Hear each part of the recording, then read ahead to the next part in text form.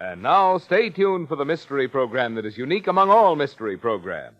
Because even when you know who is guilty, you always receive a startling surprise at the final curtain. In the Signal Oil program, The Whistler.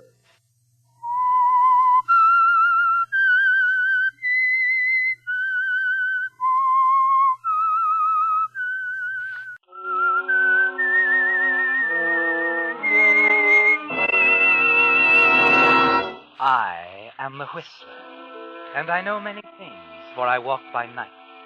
I know many strange tales hidden in the hearts of men and women who have stepped into the shadows. Yes, I know the nameless terrors of which they dare not speak.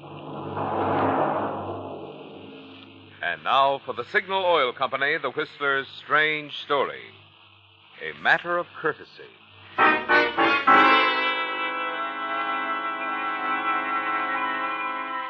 Everybody loved Chrissie Carlos. Everybody said they'd never known anyone quite like her.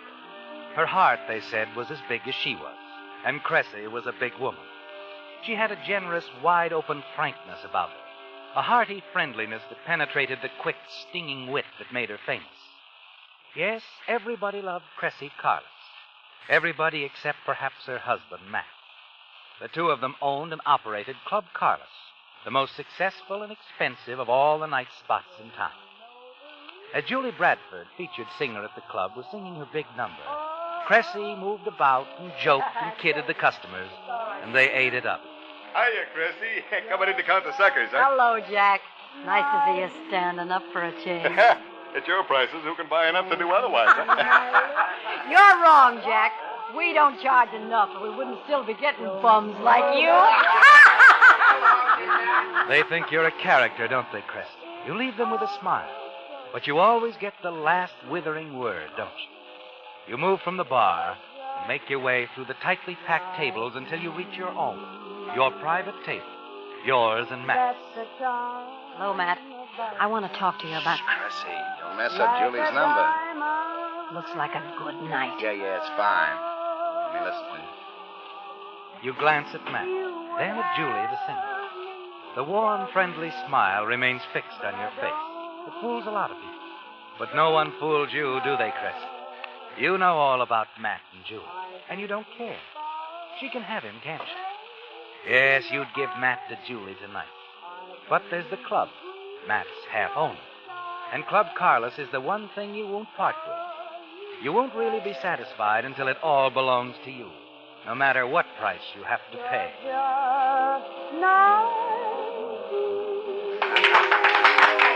Man, she's terrific. Best we've ever had. That flame velvet nothing she calls a costume doesn't hurt any. She can sing, too. Hey, Julie, over here. Oh, hello, Matt. Come on, Julie, sit down with the bosses. You get better service. You gotta take him, Matt. Oh, hi, Chrissie. Hello, Julie.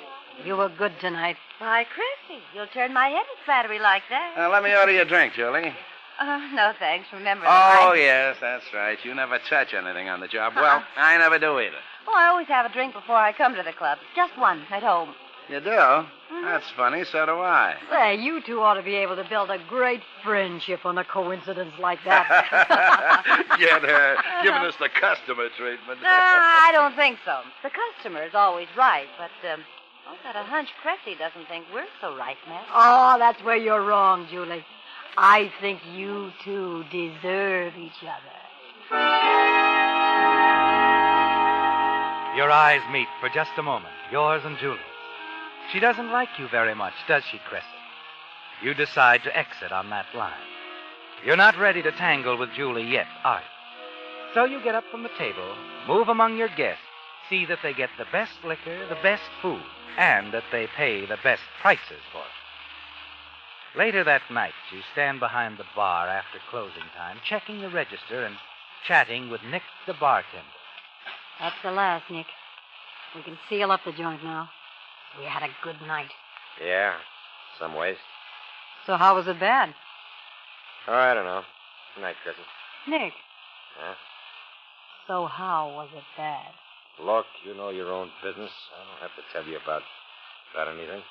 What do you know about Matt and Julie that maybe I don't? Okay, so we'll talk in the open.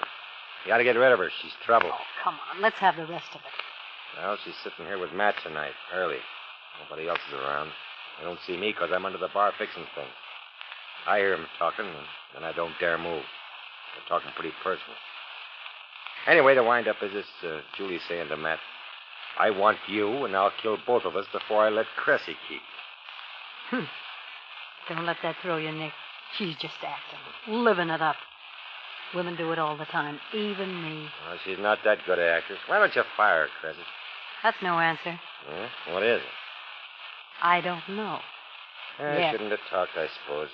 But I've been with you a long time, and you've always been swell to me. You made this place, pulled it through tough times. Now it's all gravy. I don't like to see any cheap Easy, Nick. And thanks. I know how you feel, and I appreciate it. But for now, I'm just waiting. It's happened before, and worn off. Yeah, but not this deep. I have to see this and wear off before I believe it. Night, Chrissie. Night, Nick. I'll believe it when I see it, too.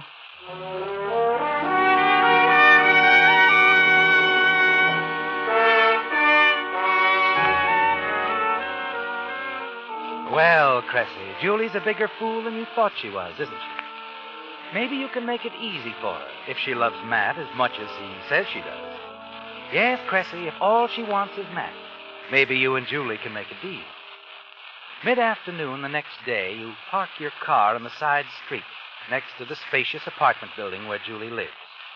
As you take a shortcut through the adjacent parking lot, a young man in mechanic's overalls drives a car into the lot and hails the parking attendant. Hey, Mac. Which is Julie Bradford's parking space? What's this car from the garage? Number 4's her space. You want me to park it?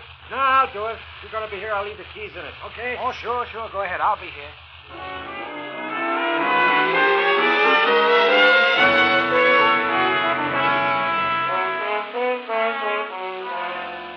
You watch the mechanic park the car in Julie's parking place.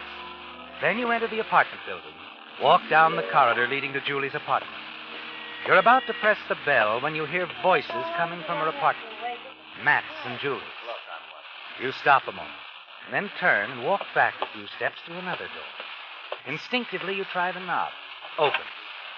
Service entrance to Julie's kitchen. You enter silently. Move quickly across the kitchen to a spot where you can hear better. I wish you'd see it my way, Julie. You've had weeks and weeks, and still nothing happened. Now listen to me, Julie.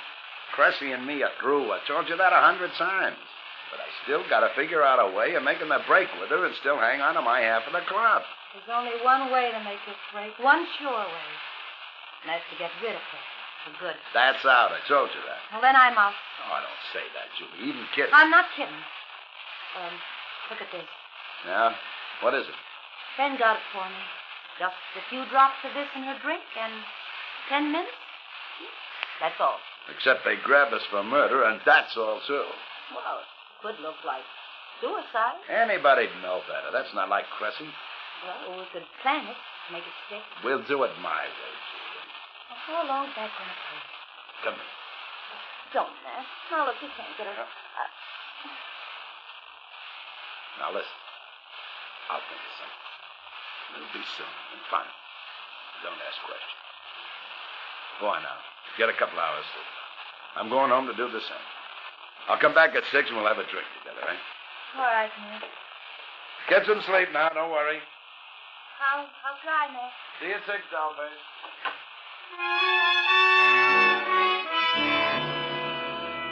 Well, Chrissie, the issue's quite clear now, isn't it? You wait until you hear Julie walk from the living room into the bedroom and close the door. You're surprised at your calmness.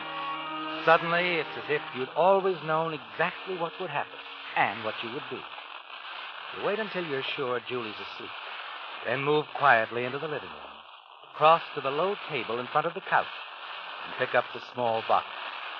The poison Julie intended for you. I got names for baby. The stuff will be curtains, but not for me.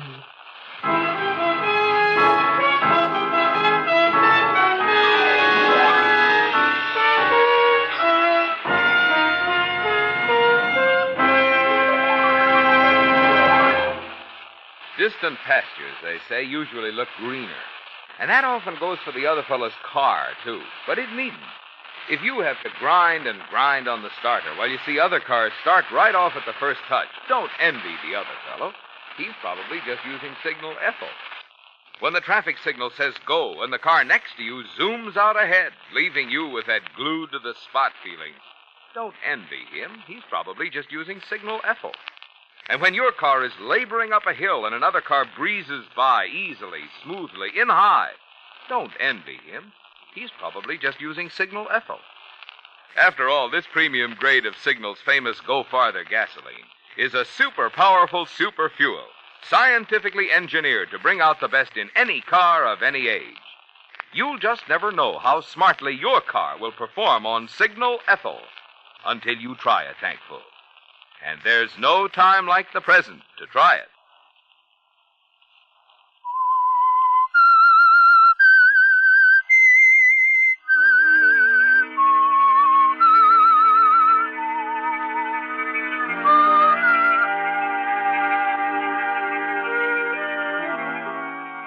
Yes, Chrissie, the die is cast, isn't it? It's you and Club Carlos against your husband Matt and Julie Bradford. And now, standing alone in Julie's living room, you suddenly see a solution. The bottle of poison Julie intended for you is in your hands, and with it, Julie's life and Matt's. It's a perfect setup, isn't it, Chrissie? Nick, the bartender at your Club Carlos, helped perfect it when he told you about Julie's conversation with Matt. They're talking pretty personal. Anyway, the wind-up is this Julie saying to Matt, I want you, and I'll kill both of us before I let Chrissie keep you. Yes, Chrissie, Nick will remember that. And what was it Julie and Matt said at your table last night? I always have a drink before I come to the club. Just one. At home. You do? That's funny. So do I. It is perfect, isn't it, Chrissie? Now Julie's asleep in her bedroom, and the bottle of poison is held carefully in your gloved hand. Only Julie's fingerprints will show. On the table, you see a decanter filled with whiskey. You quickly pour the poison into it. Then you leave the empty poison bottle just under the edge of the couch, where it can be found when anyone looks for evidence. You've set the trap, haven't you, Chrissie? And after a hurried survey, you leave Julie's apartment quickly and quietly, just the way you came.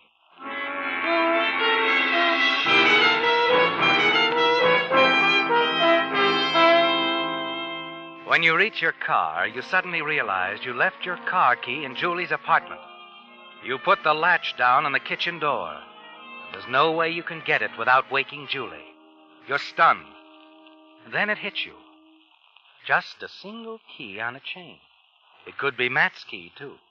His key is exactly like yours, and he keeps it on a single chain. And you decide that fits your plan just fine. Satisfied now, you hail a taxi and go home.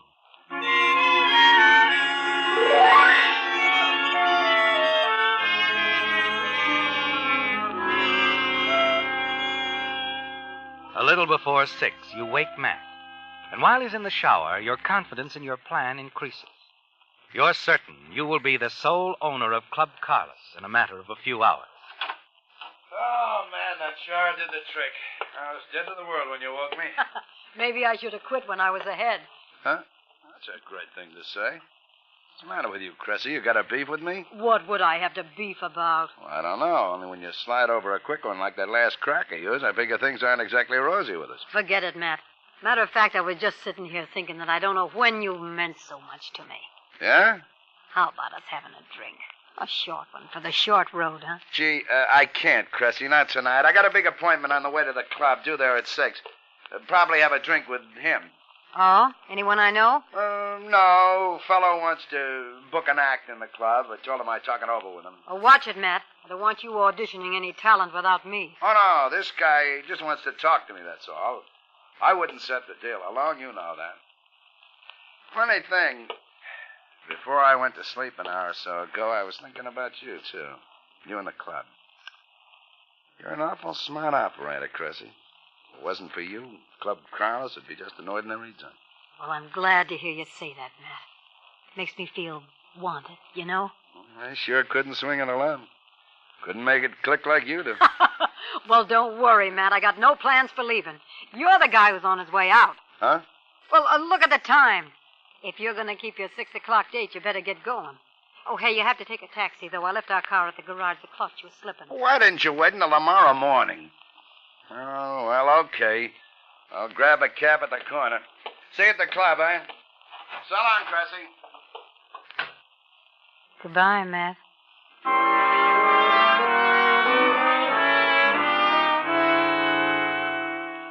That's it, isn't it, Cressy? The last time you'll see Matt alive. And you don't feel a shred of remorse about it. As you walk to the window, see him standing on the corner, hail a taxi, get in it, and ride away. Your only thought is that once your timetable plays out, Club Carlos will be yours. All yours. You take up your vigil by the clock. Allow Matt ample time to get to Julie's. More time to have a lingering drink with her. And when you feel sure they've shared that last fatal drink from the poisoned whiskey decanter on Julie's table, you go to the phone and place a very important call. Hello? It's Cressy, Julie. I thought you'd be on the way to the club by now. I should be, but I'm not going in tonight, Cressy. Not going in? How come? Anything wrong? I feel so strange. I got all dressed to leave, but all of a sudden I felt sick. Just awful sick. That's too bad, Julie. Is Matt there? No, he isn't. Please, let me... Don't give me that stuff, Julie. He's there, isn't he? No, Cressy, honest. Look, he was coming there, and I know it. He's got to be there. Okay, Cressy, he was here, but he left just a few minutes before you called. Honest, he did. Cressy, I'm really getting scared. I feel so... Listen, Julie. Listen carefully. This is important. Did you and Matt have a drink together? Huh? Did you and Matt have a drink together? Yes, we did. But From the decanter on the table? Yes, from the decanter. Cressy, what is this? I'm going to tell you, Julie. Yes, sir, I think you deserve to know. Cressy, I can't. Please, I can't. Never mind, dear. I'll do all the talking. I'll do all the talking from here on in because your poison did my work for me, Julie. And I'm just real grateful to you. Poison? Poison, Cressy, how did you know? Yeah, that little green bottle. It's empty now, Julie, and I'm afraid it's out of your reach. No. You didn't. You couldn't have known. But I did. I heard it all this afternoon, you and Matt. I was there. So you see, I had to call you, Julie. See how you were doing. Just as a matter of courtesy. And I got news for you, kid. You're dead.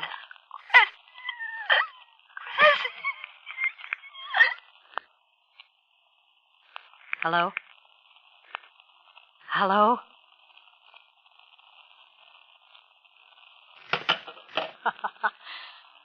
One down and one to go.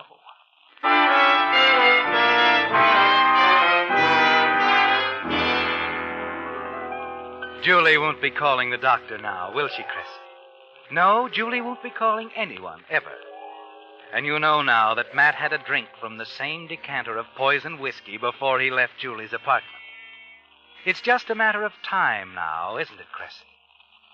As you wait for the call you know must come, you change clothes, just as if everything were normal and you were going down to the club as usual. You wonder who'll call, how long it will take. And then, in the middle of your thoughts...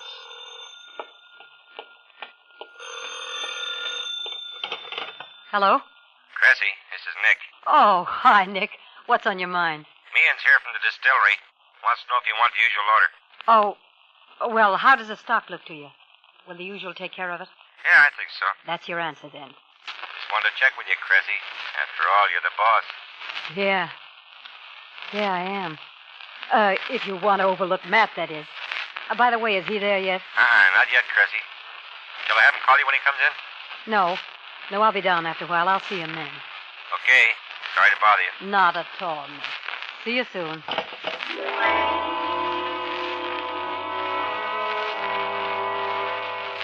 You're glad Nick called, aren't you, Chris? Later, if it's necessary, Nick can tell the authorities that he called you at home, and that you sounded quite normal, unaware that a double tragedy had occurred. And Nick can repeat the conversation he overheard between Julie and Matt, where she said she'd kill them both before she'd give Matt up. Yes, Chrissie, Nick can be invaluable to you, if you need it. You move from the phone to a chair. Prepare to wait out your timetable. And you hear a knock on your front door. Hello. Are you Mrs. Carlos? Mrs. Matt Carlos? Yes. Yes, I am. My name's Branson, Mrs. Carlos. Police Lieutenant Branson. May I come in? Well, of course, Lieutenant. Come right in. Won't you sit down? Yes, thanks. Perhaps you'd better sit down, too. Why? Is anything wrong? Yes, I'm afraid so. I've got bad news for you, Mrs. Carlos. Your husband is dead. Matt. Dead? But how? When did... He was driving a car and it rammed into an empty warehouse building. Matt killed in an accident. Oh, my... We're not sure, Mrs. Carlos. He had an accident, all right. But the ambulance attendant seems to think that death came as a result of poison. Poison? They're checking on that now, Mrs. Carlos. Another strange thing, this car your husband was driving wasn't registered in his name. Not his car? Well, then whose... Lieutenant, this car Matt was driving, was it a blue sedan? A 1947 Oldsmobile? What? Well, yes, it was. That car belongs to Julie Bradford, singer at our club, Matt's and mine. Nick told me about her threats, but I wouldn't believe it. Now, what threats, Mrs. Carlos, and who's Nick? Nick's the bartender at Club Carlos. I don't want to say any more right now, Lieutenant. If I were you, I'd check on Julie Bradford and find out what really happened to Matt. Julie Bradford. All right, Mrs. Carlos, I will check on Oh, Matt. Oh, Matt. Easy. I'm sorry. Really sorry, Mrs. Carlos. I'll leave you now. I have a hunch this investigation won't take long. Believe me, I'll do everything I can not to inconvenience you in any way.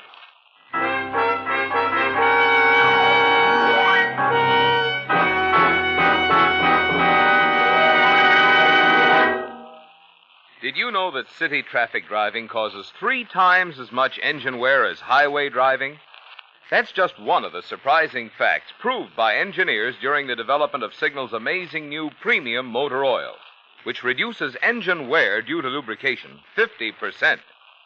Using startling new scientific techniques never before available to the petroleum industry, these engineers found a way to measure just how much engine wear was taking place, second by second, at every different speed, every different temperature. Then they deliberately set out to develop an entirely new type of lubricant that would reduce engine wear under all the different conditions encountered in driving. The result is new Signal Premium, a motor oil so superior it should keep that like-new pep and power in your car twice as long. Yet you pay no increase in price for the extra protection of this heavy-duty type Signal oil. So to protect your wallet and your car, too, get your next oil change at a Signal service station. Change to Signal Premium, the amazing new motor oil that reduces engine wear due to lubrication 50%.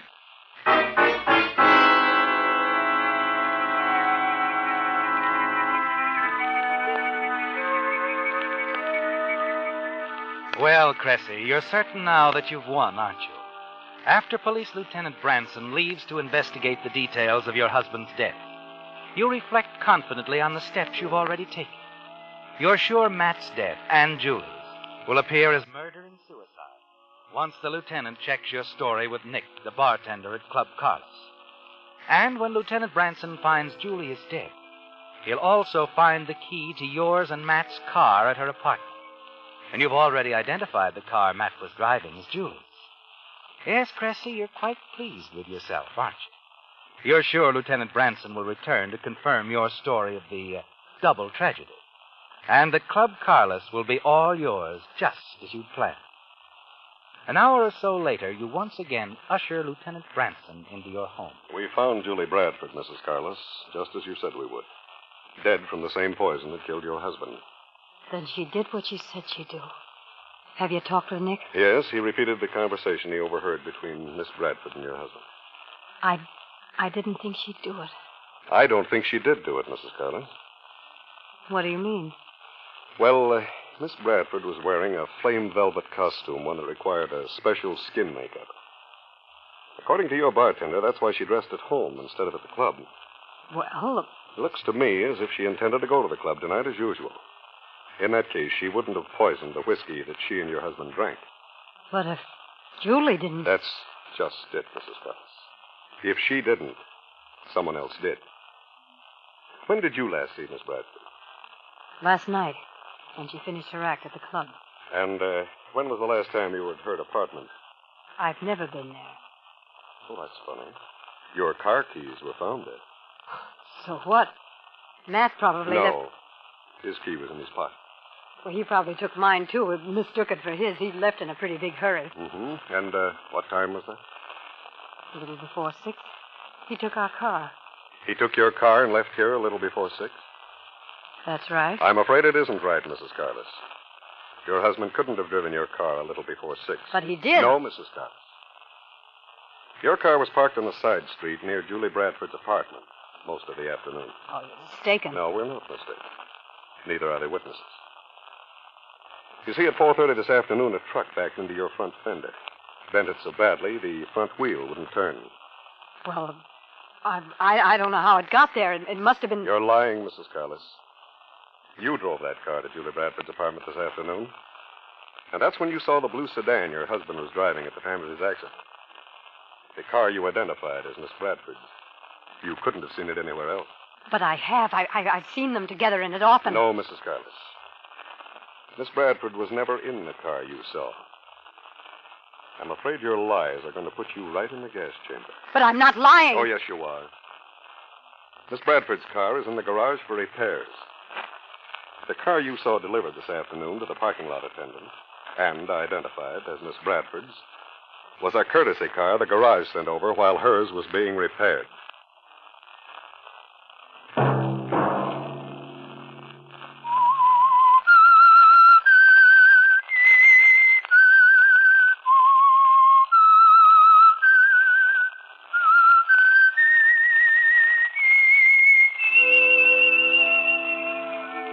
Let that whistle be your signal for the Signal Oil program, The Whistler, each Sunday night at this same time. Meantime, Signal Oil Company and the friendly independent dealers who help you go farther with Signal gasoline hope you'll remember, regardless of what gasoline you use, you'll enjoy more miles of happy driving if you drive at sensible speeds, obey traffic regulations, and avoid taking chances. When you take a chance to save a moment, you take a chance on that moment being your last.